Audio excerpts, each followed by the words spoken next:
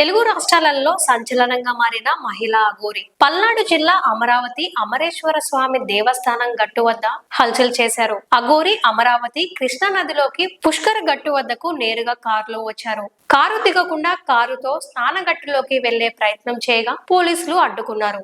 అప్పటికే అఘోరి కారు నది తీరంలోకి ఘాటుమెట్టు వద్దకు చేరింది. పోలీసులు కారును చూసి అక్కడే ఆపివేశారు. మహిళా అఘోరిని చూసేందుకు భక్తులు భారీగా తరలి వచ్చారు. పోలీసులు అతిథి మర్యాదతో అఘోరికి స్వామివారి దర్శనం చేయించారు. అఘోరి పరమేశ్వర స్వామి ఆలయంలో ప్రత్యేక పూజలు చేశారు. సనాతన ధర్మం పరిరక్షణ లోక కళ్యాణం కోసమే దేశ పర్యటనలో భాగంగా అఘోరి తెలుగు రాష్ట్రాలలో పర్యటిస్తున్నారు. కార్తీక మాసం పురస్కరించుకొని వరుసగా ప్రముఖ శైవ క్షేత్రాలను దర్శించుకుంటున్నారు.